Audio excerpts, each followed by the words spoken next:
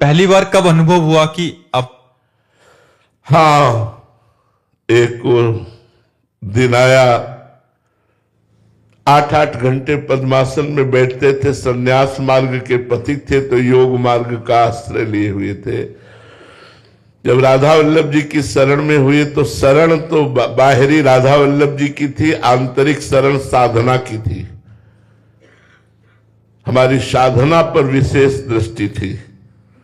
साधक पथ पर जो हम कर रहे हैं वही मिलेगा, साधन पर दृष्टि थी। जब हमें परेशानियां बढ़ी किडनी की, मुझे पता नहीं था कि किडनी भी किसे कहते हैं। गांव में पैदा हुए, गंगा किनारे पूरा जीवन व्यतीत हुआ तो मुझे पता भी नहीं था। तो हमें नोचन होती है हमारे पेट में। तो बलराम भैया ब्रजवासी हैं, हमारे पास 1 रुपया नहीं रहता था और ना है आज भी नहीं 1 रुपया। उसने कहा चलो बाबा, अल्ट्रासाउंड कराया, डॉक्टर के पास दिखाया। डॉक्टर ने कहा तुम्हारी दोनों किडनी तो फेल होने जा रहे हैं। तो कहा ये क्या होता है? बोले वो अंग होते हैं जिनके फेल होने पर आदमी मर जाता है। अब हमारे दिमाग में बात बैठ गई। एकांत में आए, उस समय अचल विहार में रहते थे। एकांत में आए और बहुत रोना आया कि 11 वर्ष की अवस्था से भगवान ने निकाल दिया। नैष्ठिक ब्रह्मचर्य महावाक्य सन्यास के मार्ग से होते हुए वैष्णव मार्ग में लाए। अभी मुझे राधा रानी के मार्ग का तो कुछ भी अनुभव नहीं है। अभी तो मैं श्री जी के मार्ग में कदम रखा हूं और मर गया तो जीवन का लाभ नहीं मिला। अब मरना है, ये किडनी फेल हो, 1 रुपया नहीं, कोई दवा नहीं, कुछ नहीं। बहुत रोए और वो आर्त भाव प्रकट हुआ कि अब हृदय निर्मल तो था ही, साधना करते थे। आर्त भाव, एकांत में आर्त भाव से प्रभु मुझ गरीब से अब आपकी आराधना भी नहीं बन पाएगी। बहुत, बस वही चमत्कार प्रकट हुआ हमारे जीवन का। जो आप पूछ रही है गुप्त बात है, वही चमत्कार प्रकट हुआ। शाम का समय था, उसी समय महारानी जी की कृपा हुई और उनका साधना मेरे लिए की जाती है ना, मैं कहती हूं तू मेरा है। बस उस दिन से जैसे हमारे हृदय में बर्फ की सिल्ली रख ली गई हो। बस वो शब्द महारानी जी के, साधना मेरे लिए की जाती है ना और मैं कहती हूं तू मेरा है। बस हृदय नाच पड़ा और उस दिन से शोक, चिंता, भय, दुख सब मिट गए। आज आप खुद देख लीजिए, लौकिक और पारलौकिक दोनों तरफ से हम सुखी हैं। कोई पानी देने वाला नहीं था भाई। और आज आप देख रहे हो भीड़ ही भीड़ है हमारे संतों की। 1500 सब नौजवान संत भगवान सेवा में है श्री जी की। ये महारानी जी ने वो आर्त भाव, जैसे द्रौपदी जी ने देखा कि अब मेरी भुजाएं भी काम नहीं करेंगी। पांडव तो गर्दन नीची किए हैं, भीष्म आदि उत्तर नहीं दे रहे, 10,000 हाथियों का बल रखने वाला दुशासन खींच रहा है, अब मेरी भुजा भी काम नहीं करेगी। पुकारा, हे द्वारिकाधीश। बस यही भुजा में ही भगवान का अवतार हो गया, वस्त्रा अवतार, और 10,000 हाथियों का बल रखने वाला परास्त हो गया। लेकिन द्रौपदी का वस्त्र नहीं था। बस वो भगवान ऐसी परिस्थिति देते हैं जब किसी का आश्रय नहीं रह जाता, एकमात्र भगवान का आश्रय, तब हृदय में वो शरणागति होती है। अब मुझे कोई परवाह नहीं है, ये मैं केवल बातें नहीं बना रहा हूं, हृदय की बात कह रहा हूं। न मरने का डर है, न इतने कष्टों का कोई भय है, किसी भी तरह की कोई चिंता शोक नहीं, आनंद ही आनंद। 10 दिशाएं हमारे लिए आनंदमय हो गई क्योंकि श्री जी ने मुझे स्वीकार कर लिया, प्रियाजू ने मुझे अपना बना लिया। बस इस बात से मैं निरंतर खुश रहता हूं, आनंदित रहता हूं कि यद्यपि अयोग्य हूं फिर भी कृपा हो गई है और प्रभु ने स्वीकार किया। तो हमें तो लगता है दुख और विपत्ति, ये सच्ची शरणागति भगवान की तभी होती है जब अहंकार को कोई रास्ता नहीं मिलता और लगता है अब भगवान ही केवल बचा सकते हैं। जैसे गजेंद्र, हजारों हाथी हाथिनियां उसके अनुयायी थे, जब वो मेहनत करके भी नहीं गजेंद्र को छुड़ा पाए तो गजेंद्र को ही छोड़ के चले गए स्वार्थी संसार। गजेंद्र 1000 वर्ष तक लड़ता रहा। जब उसने देखा कि अब मैं परास्त हो गया, ये जलचर जीव ग्राह बड़ा बलवान है और मैं अब बचूंगा नहीं, उसको याद आ गई भगवान हरि की। एक फूल लेकर ऐसे हरि, पूरा हरि शब्द नहीं निकल पाया, भगवान आए और ग्राह का उद्धार करके गजेंद्र को बचा लिया। ऐसे ही हमारा अहंकार जब टूटे, वस्तु व्यक्ति स्थान से अपनापन छूटे और एक भरोसो केवल एक बल एक आत्मविश्वास होकर हम पुकारे, वही शरणागति चमत्कार दिखा देती जीवन में, वही शरणागति आनंद प्रदान कर देती है। मुझ मरे हुए व्यक्ति से प्रभु क्या क्या करवा रहे हैं, उनकी कृपा देख लीजिए। ये मेरी लाडली जू का प्रताप, ये हमारे किशोरी जू का प्रताप कि उन्होंने स्वीकार किया तो दिखा दिया कि मेरा भक्त अनाथ दीन गरीब या नीच नहीं होता। उन्होंने जगत बंदनी करके दिखा दिया, एक अधम जीव को जगत बंदनी करके दिखा दिया। महाराज जी, जब जैसे पहली बार आपको शरणागति का अनुभव हुआ तो महाराज जी क्या शरणागति भी धीरे धीरे पुष्ट होती है पूर्ण अवस्था में, या इसकी भी अवस्थाएं होती हैं महाराज जी, आगे और ज्यादा अनुभव होते जाते हैं? जैसे जैसे अनुभव होता जाता है कि हम पर कृपा है, वैसे वैसे सब कुछ न्यौछावर होता चला जाता है। मन प्राण चित्त अहम सब कुछ। और पूर्ण शरणागत मतलब भगवत प्रेम में मतवाला, भगवत प्राप्त। फिर क्या कहना है, ऐसे के पीछे भगवान डोलते हैं। निरपेक्षम मुनिम शांतम निर्वैरम समदर्शनम अनुब्रजाम्यहम नित्यम पुयेत्यंगुरेणु भी। जो निरपेक्ष है, किसी की अपेक्षा नहीं रखते, जो हर समय मंत्र जाप करते रहते हैं, मननशील मुनि है, जो शांत है, जो किसी से वैर नहीं रखते, जो सब में एक ही परमात्मा तत्व को देखते हैं और भगवान की शरण में ऐसे महात्मा के पीछे मैं भगवान कहते डोलता हूं कि उसकी चरण रज हम पर पड़ जाए और मैं पवित्र हो जाऊं।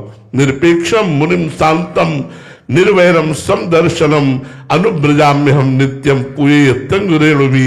ऐसा महात्मा वो स्वयं बनाते हैं कृपा करके, कोई अपने बल से नहीं बन सकता, भगवान कृपा करके बनाते हैं। विवेक जी मुरादाबाद से, राधे राधे महाराज जी। महाराज जी, ब्रह्म ज्ञानी और प्रेमी भक्ति की स्थिति में क्या अंतर है महाराज जी? आखिरी में दोनों में एक ही रहता है। ब्रह्म ज्ञानी में मैं रहता है स्थित और प्रेमी में मैं खो जाता है, तू रहता है स्थित। जो प्रेमी होता है स्वयं की विस्मृति और इष्ट देव की स्मृति, अपनी हूं शुद्ध ना रही एक रहे ओ नंदलाल। ब्रह्म नहीं माया नहीं, नहीं जीव नहीं काल, अपनी हो शुद्ध ना रही एक रहे ओ नंदलाल। ये प्रेमी की स्थिति है कि जिधर दृष्टि डालता है, चाहे अंतर में या बाह्य में, उसे अपने इष्ट के सिवा अपनी भी स्मृति नहीं है। वस्तु व्यक्ति स्थान नानात्व का पूर्ण रूप से इष्टाकार भाव में अनुभव हो जाना, ये प्रेमी का लक्षण है। जिधर देखता है अपना प्रीतम ही प्रीतम है, पर मैं देख रहा हूं इसकी स्मृति भी गायब हो जाती है, केवल प्रीतम। और ब्रह्म ज्ञानी में प्रीतम नंदलाल वासुदेव कृष्ण शिव जो है वो सब मैं हूं। शिवोहम कृष्णोहम अहम ब्रह्मास्मि आई एम आत्मा। वो सबको अपने में देखता है, सब विस्मरण करके केवल मैं, और ये मैं का लय करके केवल तू। और जो मैं तू दोनों का अनुभव करता है वो माया, मैं और मोर तोड़ता है माया। जो शुद्ध मैं वो ब्रह्माकार वृत्ति, जो शुद्ध तू वो प्रेममयी वृत्ति। अपनी ही शुद्ध ना रही एक रहे नंदलाल। ये प्रेमी की स्थिति होती है कि देह भान रहित, देह शुद्धि का विस्मरण हो गया है। प्राण, मन, बुद्धि, चित्त, अहम सब कृष्णाकार, और ज्ञानी सब ब्रह्माकार। सर्वम खलमिदम ब्रह्म, और वो ब्रह्म मैं, ऐसा अनुभव होता है। ब्रह्म ज्ञान और प्रेमी की आंतरिक स्थिति में यही अंतर होता है। एक मैं में स्थित होता है, एक मैं का विस्मरण करके तू में स्थित होता है। एक प्रेम रस का रसास्वादन करता है, एक अखंडानंद का अनुभव करता है। दोनों एक ही चरम अवस्था की स्थिति का नाम है ब्रह्मबोध और प्रेम। दोनों चरम अवस्था है। ज्ञान की चरम अवस्था ब्रह्मबोध, भक्ति की चरम अवस्था प्रेम। सुरेन कुमार जी, केकड़ी से, राजस्थान से। राधे राधे महाराज जी। महाराज जी, अपने विवेक को जागृत करने के लिए साधक को क्या करना चाहिए? सत्संग। बिन सत्संग विवेक न होई, राम कृपा बिन सुलभ न सोई। भगवत आराधक संतों का संग करने से विवेक जागृत हो जाता है। शास्त्रों का स्वाध्याय हो और संतों का संग हो, कुसंग का त्याग हो, तो हमारे अंदर मोह ममता का त्याग होकर शुद्ध विवेक का जागरण हो जाए। ये विवेक किसी साधना से उत्पन्न नहीं होता, ये बाजार में नहीं मिलता, ये संतों के संग से मिलता है। बिन सत्संग विवेक न होई, खुली बात है। बिना साधु संग के विवेक नहीं होता। और होए विवेक मोह भ्रम भागा, तब रघुनाथ चरण अनुरागा। विवेक हुआ, मोह का नाश हुआ, भगवान में प्रेम हो गया। मोह गए बिनु राम पद होए न दृढ़ अनुराग।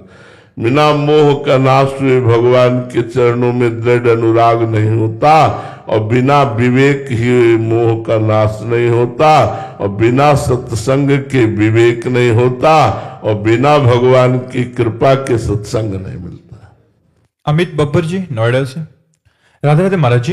महाराज जी, आपके प्रवचन में अनेक बार सुना है कि उच्च कोटि के संत जनों को भी परीक्षाएं देनी पड़ती हैं, दुख तकलीफ का सामना करना पड़ता है, लेकिन उनकी मनस्थिति कभी डमाडोल नहीं होती। वो किसी भी बीमारी, दुख को आभास अंदर नहीं आता। महाराज जी, ऐसी मनस्थिति साधक की कैसे हो? महाराज, भजन से बनती है। जब तक देह में मन लगा रहता है तब तक वो उच्च कोटि का संत नहीं होता। और जब मन भगवान में लग गया, सा वही मन कृष्ण पदारविंदयो, तो दुख सुख का अनुभव करने वाला मन था। अब वो मन प्रभु के चरणों में लग गया, तो सांसारिक सुख दुख का अनुभव कौन करे? इसलिए भान तो होता है कि ये पीड़ा हो रही है, ये परेशानी है, लेकिन व्यथा नहीं होती, क्योंकि मन तो वहां है जहां प्रभु विराजमान है, और प्रभु आनंद समुद्र है। इसलिए मन आनंद में अटखेलियां करता रहता है, और शरीर विविध प्रकार की पीड़ाओं से युक्त होने पर भी कोई फर्क नहीं पड़ता। ये भजन से स्थिति आएगी। भजन करते करते मन भगवदाकार हो जाए तो फिर इनका कोई प्रभाव, शरीर की स्थितियों का कोई प्रभाव नहीं पड़ता। नहीं तो शरीर में अगर थोड़ा भी कष्ट हो तो मन भजन छोड़ करके कष्ट ही का चिंतन करता है।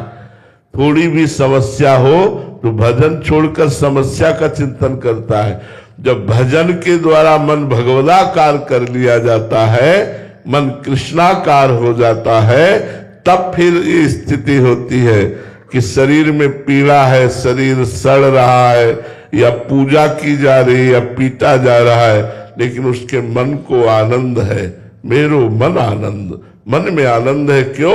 मन आनंद सिंधु में है, नाशवान शरीर में नहीं है। अब ये भजन के द्वारा ही होगा, ये बातों से तो होने वाला है नहीं। जितना भजन करके भगवत आश्रय दृढ़ कर लिया जाता है, उतना शरीर में, हमने आंखों से देखा है, इतने पैर में पूरे कीड़े ही कीड़े, मतलब रोमांच हो गया देख करके उनको।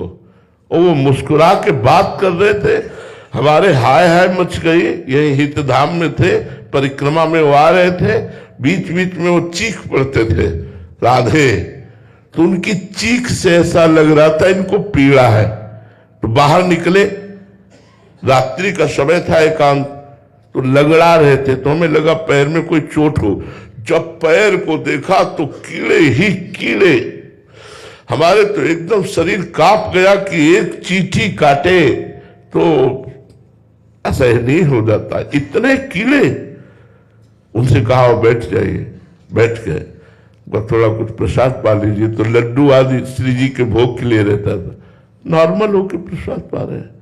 वो महाराज जी आपको कर, बोले प्रारब्ध भोग है, प्रारब्ध भोग। गजब की स्थिति, गजब की स्थिति, गजब। हमारी तो मतलब सोच करके शरीर कांप जाए, लाखों कीड़े बड़े मोटे मोटे पैर में, और वो ऐसे नॉर्मल बात कर रहे थे। बीच बीच में राधे, गजब की स्थिति महापुरुषों में देखी गई। क्योंकि शरीर से परे मन सच्चिदानंद में डूब गया। अब शरीर को कीड़े भी लग जाए तो कोई फर्क नहीं पड़ता। इसीलिए भर्तरी जी ने कहा है, यावत स्वस्थ मिदम कलेवरम यावत च दूरे जरा। जब तक तुम्हारा शरीर स्वस्थ है, बुढ़ापा नहीं आ रहा है, तब तक भजन के द्वारा ऐसी स्थिति बना लो, नहीं तो बड़ी दुर्गति है। ये मनुष्य शरीर केवल भगवत प्राप्ति के लिए मिला है। यदि भगवत प्राप्ति नहीं कर पाए तो कम से कम इतना भजन तो बनी जाए कि हम अगला जन्म फिर मनुष्य का पावे और प्रभु की आराधना करके इस दुखद माया से मुक्त हो जाए। ये बड़ी दुख देने वाली माया है। पूरा जन्म प्लान ही प्लान करते हुए सबके बीत रहे हैं। ये बन गया, ये बना लूंगा, ये कमा लिया, ये कमा लूंगा, ये भोग लिया, ये भोग लूंगा, ये खा लिया, ये खा लूंगा, ये देख लिया, ये देख लूंगा, और मर जाते हैं, कुछ नहीं हाथ लगता। अगर राधा राधा राधा राधा राधा, अब सही कमाई, अब सही आपकी मंजिल है। अगर मर भी गए तो ये राधा नाम अगला जन्म तुम्हें फिर मनुष्य का दिलाएगा और भजन करने की योग्यता तुम में आएगी। ये बड़ा दुखमय संसार है भाई। बिना भजन के इस दुख से नहीं बच सकते, चाहे जो उपाय कर लो। ये दान पुण्य से दुख नहीं निपटने वाला। पानी मथने से भले घी निकल आवे, बालू पेरने से भले तेल निकल आवे, पर बिना भजन के इस संसार दुखालय से आप नहीं तर सकते। बारी मथे घृत होए बरु, सिकताते बरु तेल, बिनु हरि भजन न भवतरी, या सिद्धांत पेल। तो भजन से एक ऐसी स्थिति प्राप्त होती है कि शरीर यद्यपि दुख में है पर मन आनंद में है। ये समझे में नहीं आएगा कि शरीर दुख में है, मन आनंद में कैसे हो सकता है? क्योंकि मन आनंद सिंधु भगवान में है, शरीर में नहीं है। शरीर शुद्धि से, शरीर स्थिति से ऊपर जब मन उठ जाता है तब ये स्थिति होती है, नहीं तो शरीर के दुख सुख का ही चिंतन करता रहता है मन। कमल शर्मा जी, सूरतगढ़ से। राधे राधे महाराज जी। महाराज जी, आपके श्रीमुख से सुना है कि ईश्वर की सच्ची शरणागति या प्राप्ति कृपा से होती है। महाराज जी, मेरा प्रश्न है कि भगवत प्राप्ति हेतु सच्ची शरणागति जीवन की अनुकूल परिस्थितियों में होती है अथवा प्रतिकूल परिस्थितियों में? ये कहीं नहीं जा सकते, पर जरूर इतनी हम प्रार्थना कर सकते हैं कि प्रतिकूल परिस्थिति में होती है।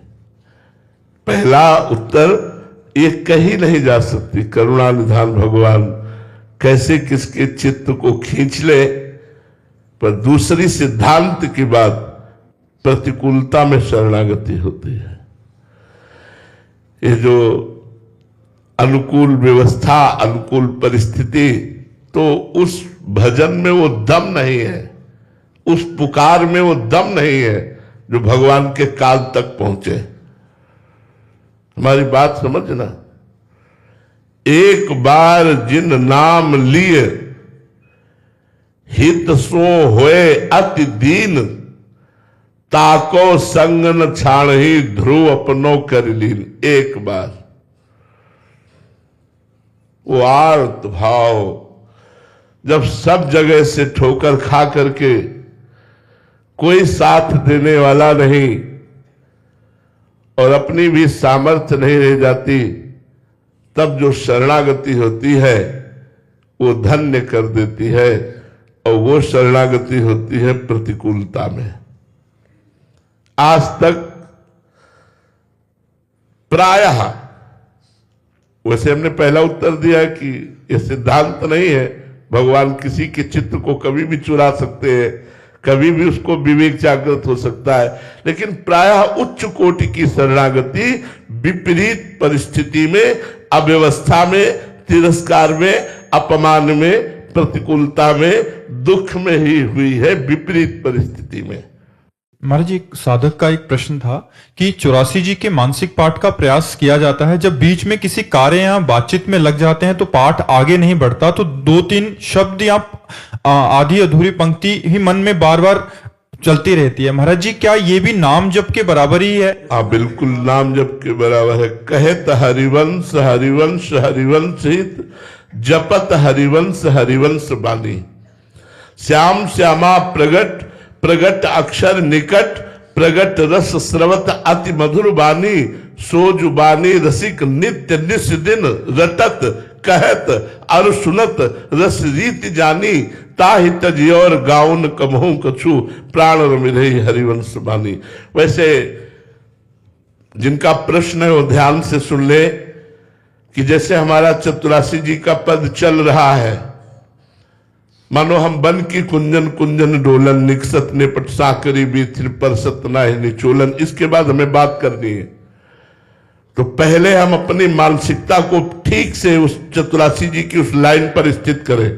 निकसत निपट साकरी बीथिन परसत नाहि निचोलन। अब बात शुरू की, बात शुरू करते हुए आगे की लाइन शुरू कर देंगे मानसिक। प्रात काल रजनी सब जागे, सूचत सुख दृग लोलन, आलसवंत अरुण अति व्याकुल कछु उपजत। फिर बात करनी है, फिर रोक दिया, फिर उसी लाइन पर दृष्टि रखा। ऐसा होता है। तो यदि हम एक लाइन को भी 100 बार करते हैं तो वो मंत्र के बराबर फल प्रदान करने वाली होती है। उसमें कोई अंतर नहीं, नाम वाणी में कोई अंतर नहीं, मंत्र वाणी में कोई अंतर नहीं। 84 जी की पंक्ति और निज मंत्र में कोई अंतर नहीं है। यदि आप एक ही पंक्ति 1000 बार बनी वृषभानुनंदनी आज, बनी वृषभानुनंदनी आज, बनी वृषभानुनंदनी, तो मानो आपका निज मंत्र चल रहा है। आप बिल्कुल परेशान मत होइए। 84 जी के एक एक अक्षर में श्यामा श्याम विराजमान। श्याम श्यामा प्रगट प्रगट अक्षर निकट, शब्द नहीं अक्षर, प्रगट अक्षर निकट, प्रगट रस स्रवत अति मधुर बानी। सोज बानी रसिक नित्य निस्दिन, रात दिन रटत कहत और सुनत रस रीति जानी। ताहि तजी और गाउन कभू कछु, प्राण रमिरहि हरिवंश बानी। 84 जी का पाठ मानसिक कर ले तो जय जय, गान करे तो क्या कहना, मानसिक कर ले तो बहुत बड़ी बात है। क्योंकि मन से 84 जी की आवृत्ति करना ये बहुत बड़ी बात है। और जो भी साधक ये कर रहे हैं खूब उनको प्रोत्साहन देते हैं कि आप करो, निश्चित निकुंज में जाने की तैयारी हो रही है। यदि मानसिक 84 जी का पाठ हो रहा है तो हम निकुंज में तैयारी कर रहे हैं मन को पहुंचाने की। पूरन राम जी पंजाब से, राधे राधे महाराज जी। महाराज जी, शरीर पिछले 1.5 साल से आपकी एकांतिक वार्तालाप सुन रहा है, बहुत परिवर्तन जीवन में आया है। महाराज जी, मेरा प्रश्न है कि हम सबको पता है कि एक दिन मरना है, परंतु जीते जी मरना कैसा होता है महाराज जी, ये समझ नहीं पाए। ऐसे यही से शुरू होता है जीते जी मरना, गुरु की शरणागति से। चलो ऐसा करो, अब मन कह रहा नहीं यार ऐसा कैसे, जीवित मर जाए उलटी आप में समाये, यह दिलगिरी है। अगर यह स्थिति कोई प्रदान कर सकता है तो गुरुदेव दूसरा कोई त्रिभुवन में है ही नहीं। त्रिभुवन में कोई ऐसा नहीं जो गुरुदेव स्थिति प्रदान करते, वो त्रिभुवन में कोई ऐसा नहीं है। गुरुदेव की आज्ञा में कितना दम है वो हम बाद में जान पाए। बस हमको एक भय था कि आज्ञा नहीं टालनी, मर चाहे जाऊं आज्ञा नहीं टालनी। मुझे कुछ पता नहीं कि ये क्या कह रहे हैं, पर जो कह रहे हैं मुझे वही करना है, कुछ भी हो। मैं गुरुदेव की आज्ञा नहीं टाल सकता। बस इतनी बात गुरु कृपा से हमारे दिमाग में बैठ गई थी, बाद में निहाल कर दिया।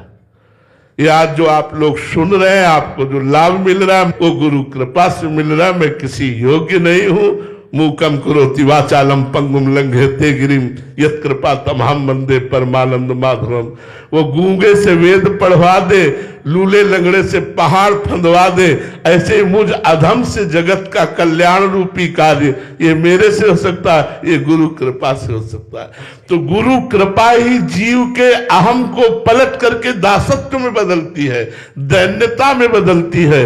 अब मैं गुरु का एक खिलौना हूं और गुरु मेरे खिलाने वाले हैं।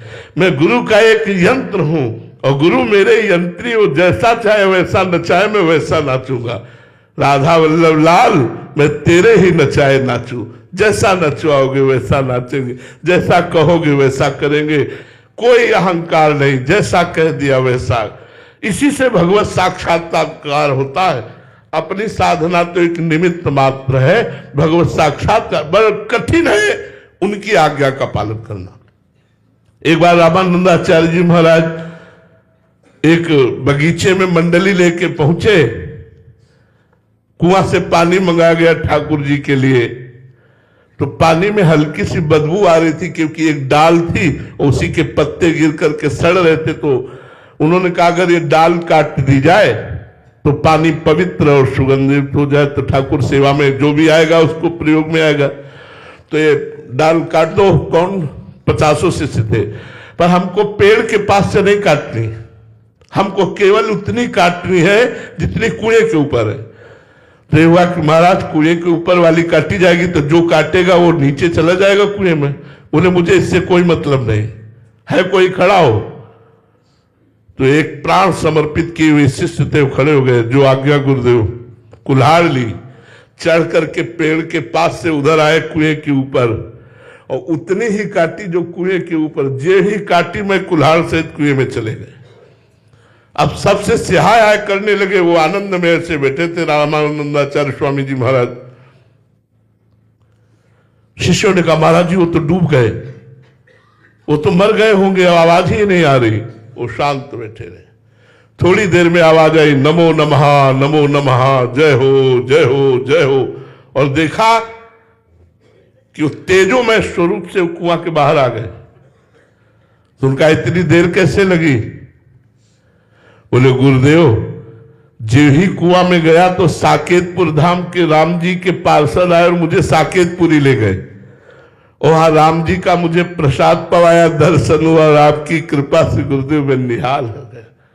अब सबके मन में ललक लगी कि यार राम जी के दर्शन के लिए तो बाबा जी बोले थे, अगर हम गुरुदेव की बात मान लेते, प्राण अर्पित कर दिया तो भगवान का साक्षात्कार हो गया। कहीं गुरुदेव की आज्ञा पर दुर्गति हो सकती है, कहीं गुरुदेव की आज्ञा पर आप कुमार्गगामी हो सकते हैं, कहीं गुरुदेव की आज्ञा पर आपका अहित हो सकता है, लग सकता है। लेकिन जितनी कृपा होती है वो गुरुदेव की आज्ञा में होती है। बहुत कठिन है जब गुरुदेव अपमान करे हम सह जाए। एकांत में अपमान करें तो चल जाएगा, जब सभा में अपमान करें गुरुदेव और हम सह जाए तभी माना जाएगा कि हम शिष्य हैं। सभा में अपमानित कर रहे हो, हाथ जोड़े, बिल्कुल मेरे मालिक जैसा आपका, मैं आपका गुलाम हूं, मैं आपका दास हूं, इतना भाव, मैं आपका हूं। बेमतलब अपमानित कर रहे हैं, फिर भी हाथ जोड़े, जी जी जी, तुम नीच हो जी, तुम अधम हो जी, वही दरवाजे पे बैठ। ऐसे को भगवान प्राप्त होते हैं। ऐसे को कहा जाता है जीवित मर जाए उलट आप में समाये, जैसा गुरुदेव चाहे। ये गुरुदेव ही कर सकते, भगवान नहीं। भगवान को करना होता तो बहुत जन्मों से हमारे हृदय में बैठे अब तक कर दिए होते। इसीलिए मोरे मन प्रभु से विश्वासा, राम ते अधिक राम कर दासा। भगवान से भी बढ़ करके गुरुदेव को इसीलिए कहा गया कि जो काम भगवान हृदय में बैठ के नहीं कर सके, वही भगवान गुरुदेव के रूप में जब बाहर आए तो सब बात बन गई। तो गुरुदेव को भगवान से श्रेष्ठ मानकर उनकी आज्ञा का पालन करते हुए जो चलता है, वही बहुत जल्दी श्री जी का कृपा पात्र बन जाता है। लाडली जी उसे दुलार करने लगते हैं। सौम्या जी फर्रुखाबाद से। राधे राधे महाराज जी। महाराज जी, एक सच्चा और आज्ञाकारी शिष्य कौन होता है? जो अहंकार को गुरुदेव के चरणों में समर्पित कर दिया। सच्चा और आज्ञाकारी वही है जो अहंकार को गुरुदेव के चरणों में समर्पित कर दिया। अहंकार ही बुद्धि चलवाता है। हमारे गुरुदेव भगवान ऐसा बोले तो हम लोग अपने गुरुदेव से कैसे बात करने लगते हैं? गुरुदेव ने कोई आज्ञा करी, ऐसा महाराज जी आप नहीं समझते हो, देखो आप ऐसे से नहीं। गुरु के वचन ब्रह्म वाक्य है, वेद वाक्य है, शास्त्र है। गुरु के वचन शास्त्र है, ब्रह्म वाक्य है, वेद वाक्य है। अगर वो कहते हैं तो तुरंत उस पर अमल करना, ये हमारे सौभाग्य का विषय होगा। ये संसारी लोग नहीं जानते हैं। जब संत आज्ञा करते हैं तो विशेष कृपा करके आज्ञा करते हैं, ऐसे नहीं करते। हम उनकी बात नहीं करते जो दंभ करते हैं, पाखंड करते हैं, जो नाना प्रकार के वेश धर कर इस वेश को बदनाम करते हैं, हम उनकी बातें नहीं करते। हम संत की बात कर रहे हैं। संत जब कृपा करते हैं तो कोई आदेश करते हैं, संत जब कृपा करते हैं तो कोई उपदेश करते हैं। उस समय अपने मन को एकाग्र करके, अहंकार का त्याग करके उनकी बात मान लेनी चाहिए। जो गुरुदेव की आज्ञा पर चलता है, गुरुदेव के इशारे को समझता है, उसे भगवत प्राप्ति कोई दूर है क्या? वो तो भगवत प्राप्त ही है, क्योंकि अपने साक्षात परब्रह्म परमात्मा स्वरूप गुरुदेव को सामने देखता है और उनकी आज्ञा का पालन करता है। जो शिष्य गुरुदेव की आज्ञा में बुद्धि लगाए महाराज जी, उसका क्या? उसमें पतन होने की संभावना है। गुरुदेव की आज्ञा में बुद्धि लगाने से पतन होने की संभावना है, क्योंकि वो बात समझ में नहीं आएगी। हमारी बुद्धि प्राकृतिक है, मानुषिक है। गुरुदेव किस धरा की आज्ञा दे रहे हैं, और हमें अगर अपनी बुद्धि का भरोसा होता तो अब तक कल्याण हो जाता ना। तो दो ही चीजें तो हमें फंसाए हुए हैं, मन और बुद्धि। तो भगवान जगत गुरु श्री कृष्ण चंद्र जी कह रहे हैं, मय्येव मन आधत्स्व मयि बुद्धि निवेश निश्चय वही अत ऊर्ध्वम संशया। हे अर्जुन, यदि तुम अपना मन और बुद्धि हमको दे दो, मेरे में लगा दो, तो तुम मेरे में निवास करोगे, इसमें कोई संशय नहीं है। तो हम गुरुदेव को अपना मन और बुद्धि प्रदान करते हैं।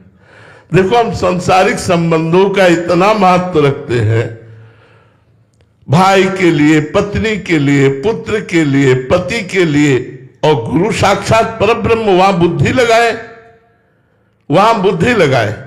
गुरुदेव करुणा करके कोई आदेश कर दिए, वहां हम बुद्धि लगाए तो हमारे पतन का मार्ग हो जाएगा। बिना ही विचार करी शुभ जानी। गुरुदेव के लिए आया है, बिना ही विचार करी शुभ जानी। विचार करने का अवसर नहीं गुरु आज्ञा पर, लेकिन संसार में बिना विचारे जे करे ते पाछे पछताए, काम बिगाड़ो आपनो जग में होता हसाए। लेकिन गुरुदेव के लिए, गुरुजनों के लिए, माता पिता प्रभु गुरु कह वाणी, बिना विचार करी शुभ जानी। तो गुरुदेव की आज्ञा होते ही उस पर विचार किए बिना तत्पर हो जाना चाहिए। कुछ चेष्टाएं ऐसी होती है जो हमारी समझ में नहीं आती है, तो हम बुद्धि को ही दे देते हैं, हम समझने की चेष्टा ही नहीं करते। हम आपके हैं, जैसा चाहो वैसा आप आज्ञा करो, वैसे हम आपकी सेवा में रत हैं, सब काम बन जाएगा। यार, ये शरीर गाड़ दिया जाएगा या जला दिया जाएगा, इसका क्या महत्व है? ये मन अगर सही मार्ग में नहीं चला तो भूत प्रेत दुर्गति को प्राप्त होगा। ये तन मन की कोई ताकत नहीं है कि भगवत प्राप्ति कर दे।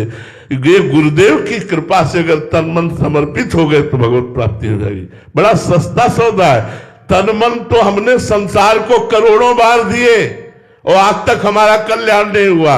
एक बार मन गुरुदेव को दे दो, देखो तुम्हारा कल्याण हो जाएगा।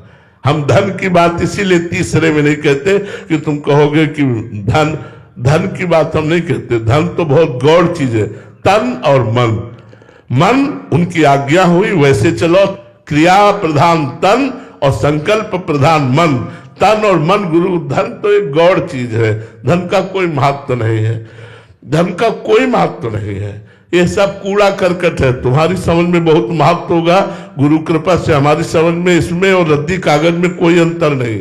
इससे भोग सामग्री मिलती इसलिए धन का महत्व है, नहीं धन का क्या महत्व है। 2000 रुपए के एक अटैची नोट दे दिए जाए, आप क्या करोगे? फेंक ही दोगे रद्दी कागज की में। क्यों? क्योंकि अब उसकी भोग सामग्री नहीं मिलती। भोग सामग्री मिलती है इसलिए धन का महत्व है। तो भोग सामग्री इसलिए प्रिय लगती क्योंकि इंद्रिया चंचल है। इंद्रिया चंचल इसलिए है कि अज्ञान है। अगर ज्ञान प्राप्त हो जाए तो सब बात बन जाए। इसलिए गुरु की आज्ञा में रहो। वही अज्ञान तिमिरांधस्य ज्ञानांजन शलाकया चक्षुरुन्मीलितम् येन तस्मै श्री गुरुवे नमः।